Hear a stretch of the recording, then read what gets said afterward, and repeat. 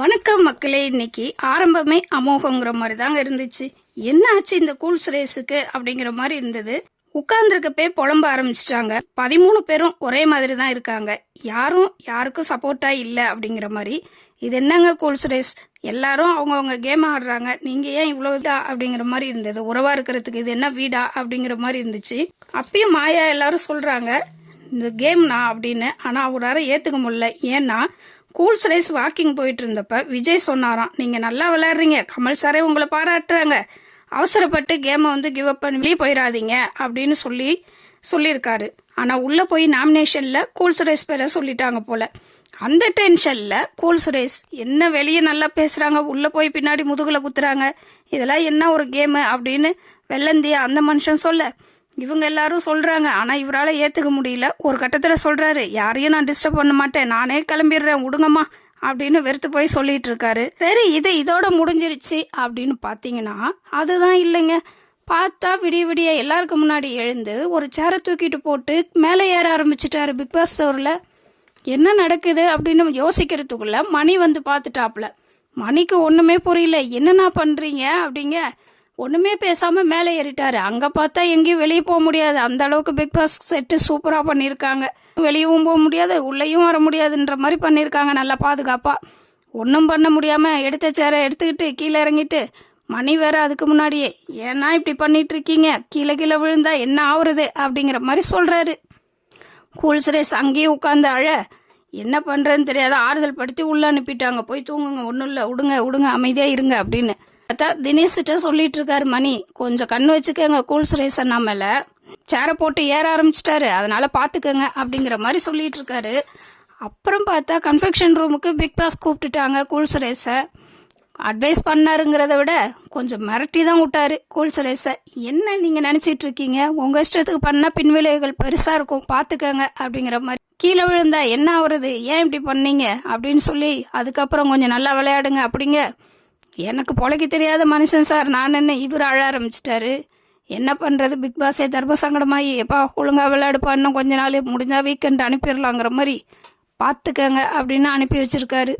Dance marathon அப்படிங்கிற மாதிரி ஒரு டாஸ்க் வச்சாங்க. அதுல பார்த்தா 3 பேர் ஜெயிக்கணும் அப்படின்னு சொல்லியிருக்காங்க. ஃபர்ஸ்ட் இதுங்கிறது அமௌண்ட் கொடுத்துருக்கிறது யாருக்கிட்ட அதிகமா இருக்கோ அவங்க வின் பண்ணதா அர்த்தம். அடுத்து பாத்தீங்கன்னா இந்த கேரக்டர்ல இருந்து யாரும் வெளியே வராம இருக்காங்களோ அவங்கன்னு சொல்லி அந்த டாஸ்க் கொடுத்துருக்காங்க. அந்த இடத்துல அர்ச்சனாவுக்கு ரொம்ப எதிர்பார்த்துட்டு இருந்தேன் இந்த டாஸ்கை நான் அப்படின்னு ரொம்ப ஆர்வமா சொல்லிட்டு இருக்காங்க. கடைசியில பார்த்தா வந்தது என்னவோ அர்ச்சனாவுக்கு சண்டைக்கோழி படத்துல வர்ற ஈஸ்வரி கேரக்டர். அவங்களுக்கு இது பிடிக்கலன்னு நினைக்கிறேன். விக்ரமனுக்கு வடிவேல் கேரக்டர், விசித்ராவுக்கு நீலாம்பரி, தினேஷ்க்கு ரஜினின்னு எல்லாருக்கும் நல்ல நல்ல கேரக்டர் கொடுத்துருந்தாங்க. எல்லாரும் அவங்கவுங்க கேரக்டர் அவங்கவுங்களுக்கு பிடிச்சிருந்துச்சு. ஆனா அர்ச்சனாவுக்கு மட்டும் அவங்க கேரக்டர் பிடிக்கல. ஏன்னு கேட்டிங்கன்னா, வெளியிலேயே நான் சீரியலில் வில்லி கேரக்டர் பண்ணி தான் எனக்கு பேட் இமேஜ் ஆயிடுச்சு. அதை போக்கணும் அப்படிங்கிறதுக்காக தான் நான் உள்ளே வந்தேன். இங்கே வந்தால் மறுபடியும் ரவுடி வில்லி அப்படி கேரக்டர் கொடுத்தீங்கன்னா எப்படி அப்படிங்கிற மாதிரி அழறாங்க. அனன்யா அவங்களுக்கு ஆறுதல் படுத்திட்டு இருக்காங்க, விடுங்க பார்த்துக்கலாம் அப்படிங்கிற மாதிரி. அதுக்கப்புறம் என்ன ஆச்சுன்னு தெரியல. ஆனால் அதுக்கப்புறம் இதெல்லாம் காஸ்டியூம் மாற்றணுன்னு பார்த்தா அந்த கேரக்டராகவே மாறி இருந்தாங்க. எல்லாரை விட காஸ்டியூம் எல்லாமே பொருந்தி இருந்தது யாருக்குன்னு கேட்டால் கண்டிப்பாக அர்ச்சனாவை சொல்லலாம். அதுக்கப்புறம் விக்ரமன் கேரக்டர் அவங்களுக்கும் நல்லா இருந்தது. ஒரு கட்டத்தில் எல்லாரையும் நெக்கல் அடிக்க ஆரம்பிச்சிட்டாங்க. மாயாவுக்கு கொடுத்தது என்னவோ பாட்டி கேரக்டர், பூர்ணிமாவுக்கு பருத்தி வீரன் கேரக்டரில் கொடுத்துருந்தாங்க. மாயா எல்லாரும் விஜய் எல்லாரும் உட்காந்து எல்லாரையும் நெக்கல் அடிக்க ஆரம்பிச்சிட்டாங்க அவங்கவுங்க கேரக்டரை. அதில் ஒருத்தர் சொல்கிறாங்க, அர்ச்சனா எதை கொடுத்தாலும் நல்லா பண்ணும், இதை வேற இந்த கேரக்டர் கொடுத்துட்டாங்க, பாருங்க எப்படி பண்ணுறான்னு அப்படிங்கிற மாதிரி தான் சொன்னாங்க. ஆனால் இவங்க எல்லாரும் அது பார்க்கலாம், இந்த கேரக்டருக்கு இவங்களுக்கு செட் ஆகாது அப்படிங்கிற மாதிரி மாயா பூர்ணிமா நினச்சிட்டு இருந்திருக்காங்க. நிக்ஷன் ஒரு கட்டத்தில் அர்ச்சனாவோட ஸ்லாங் வரப்போகுது அப்படிங்கிற மாதிரிலாம் பேசி நெக்கல் அடிச்சிட்டு இருக்காங்க எல்லாரும். அந்த பக்கம் பார்த்தா பூர்ணிமா தினேஷை பார்த்துட்டு டோராவின் பயணங்கள் அப்படின்னு சொல்ல ரஜினி சார் கேரக்டர் கொடுத்துருக்காங்க. அவர் ஒரு பேக்கோட சுத்த டோராவின் பயணம்னு கிண்டல் பண்ண, அதை கேட்டுட்டு போய் விக்ரமன் சும்மா இருக்கக்கூடாதா அப்படிங்கிற மாதிரி டோராவின் பயணம் அப்படிங்கவும் தினேஷ் எகிர ஆரம்பிச்சிட்டாரு. என்ன நினச்சிட்டு இருக்க, புள்ள பூச்சிக்கெல்லாம் கொடுக்க முளைச்ச மாதிரி என்ன நீ என்ன இப்படி சொல்லிட்டு இருக்க அப்படிங்கிற மாதிரி சொல்லிட்டு, இப்படியே பேசிட்டு இருந்தீங்கன்னா காஸ்டியூம்லாம் கழட்டிட்டு போய் கன்ஃபெக்ஷன் ரூமில் கம்ப்ளைண்ட் பண்ணிடுவேன் அப்படின்னு மிரட்ட ஆரம்பிச்சிட்டாரு. விக்ரமன் ஒரு கட்டத்துல வடிவேல் கேரக்டர்லயே பேசுறாரு, ஐயா சாமி ஆளை விடுங்க, சொன்னது யாரோ அவங்கள்ட்ட கேளுங்கன்னு பூர்ணிமாவை கையை காட்ட தினேஷால ஒன்றும் பண்ண முடியல, அமைதியா போயிட்டாரு. அர்ச்சனா மணி கேரக்டர் வந்து அர்ச்சனா கேரக்டர்கிட்ட பேசிட்டு இருக்காங்க. அப்போ கூட அப்போலேயே ஆரம்பிச்சிட்டாங்க அர்ச்சனா அவங்க கேரக்டராகவே, அடே இசுக்கு என்கிட்ட வந்து என்ன கொஞ்சிட்டு இருக்க அப்படின்னு கேரக்டராகவே மாறி மிரட்டிட்டு இருந்தாங்க அர்ச்சனா. ஃபர்ஸ்ட் சாங் என்னவோ மணிக்கு தான் வந்துச்சு, மணி நல்லா தான் ஆடிட்டு இருந்தாரு. அதுக்கப்புறம் பார்த்தீங்கன்னா எல்லாரும் அமௌண்ட் கொடுக்க ஆரம்பிச்சப்ப இந்த ரவீனா ரூல்ஸை பிரேக் பண்ணுற மாதிரி மொத்த அமௌண்ட்டையும் தூக்கி இதோ வச்சுக்கோ அப்படிங்கிற மாதிரி கொடுத்துட்டாங்க. மணி அப்பயும் சொல்றாரு, நீ இப்படி பண்ணக்கூடாது, ரூல்ஸை மீறின மாதிரி இருக்கும், மொத்தமும் கொடுக்காத அப்படின்னு. அதெல்லாம் பரவாயில்ல பார்த்துக்கலாம் போயா அப்படிங்கிற மாதிரி ரவீனா சொல்லிட்டு வந்துட்டாங்க. பூர்ணிமா, அர்ச்சனா, அனன்யா, மாயான்னு எல்லாரும் உட்காந்து பேசிட்டு இருக்காங்க. அந்த இடத்துல விஷ்ணுக்கு வந்து விஜய் கேரக்டர் அவர் பில்டப் பண்றன்னு நினைச்சிட்டு நான் அர்ச்சனாட்ட வந்து என்ன நான் அடிச்சா பொறி கலங்க வைப்பேன் அப்படிங்க. அர்ச்சனா விடுவாங்களா, அடுத்ததே போட்டாங்க. அடே இஸ்கே எத்தனை பொறி பாக்கெட் பொட்டுகள்ல வச்சிருக்க, எல்லாத்துக்கும் கூடு அப்படிங்க. ஒன்னும் பண்ண முடியல விஷ்ணுவால, என்ன எதை கொடுத்தாலும் சிக்ஸர் அடிச்சிட்டு இருக்காங்க, என்ன பண்றதுனே புரியலையே அப்படிங்கிற மாதிரி வாய் மூடிட்டு அமைதியா போயிட்டாரு. அந்த இடத்துல மாயா கூட ரசிச்சு சிரிச்சாங்க, வில்லி கேரக்டரையும் இப்படி நகைச்சுவையா பண்ண முடியுது ஒன்னால அப்படிங்கிற மாதிரி சொல்லி. ஆனா மாயா பாராட்டுனதெல்லாம் பெரிய விஷயம் தாங்க. உள்ளுக்குள்ள அவ்வளோ பயம் இருக்கு, இந்த பொண்ணுகிட்ட எந்த கேரக்டர் கொடுத்தாலும் நல்லா பண்றா, நல்லா பாடுறா, எல்லாமே நல்லா பண்ணிட்டு இருந்தா என்ன பண்றது இவ்வளோ அப்படிங்கிற மாதிரி வன்மம் இருந்தாலும் வெளியில பாராட்டினது ஒரு பெரிய மனுஷன்னு சொல்ல முடியாது, கொஞ்சம் நல்ல எண்ணம் இருக்கு அப்படிங்கிற மாதிரி தாங்க இருந்துச்சு மாயா பண்ணது.